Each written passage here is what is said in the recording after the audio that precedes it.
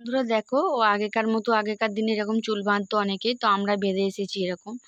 তো এরকম চুল বাঁধবে বললো ও, যে আমাকে এরকম চুল বেঁধে দাও, মামা আমাকে এরকম চুল বেঁধে দাও। তো বলছিল কয়দিন ধরে, তো আমি তারপরে ফিতে আনছিলাম। তো আমি আনতে গেছিলাম অন্য কালার লাল বা অন্য কালার ব্লু, তো ওর মধ্যে আমি কোনোটাই পাইনি, এটা পেয়েছিলাম তো এটা এনেছিলাম। আনার পর দেখো এরকম ফুল করে দিয়েছি। আর এদিকটা ঘর, দেখি এদিকটা ঘর, এদিকটা ঘর, এদিকটা করে দিয়েছি, দেখতে পাচ্ছ।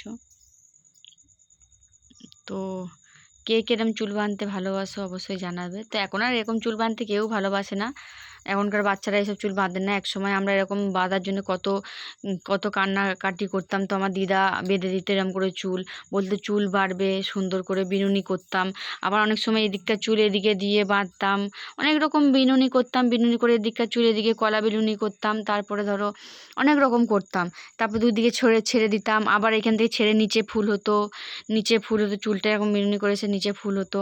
অনেক ধরনের চুল বাঁধতাম, ঠিক আছে। তো দেখো এখানেও কত সুন্দর করে ফুলটা করে দিয়েছি।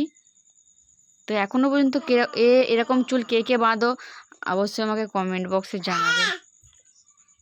তো সুন্দরই লাগছে। ঘোর সামনে দিয়ে, সামনের দিকে অতটা দেখা যাবে না, ঘুরে দিই ঘোরা।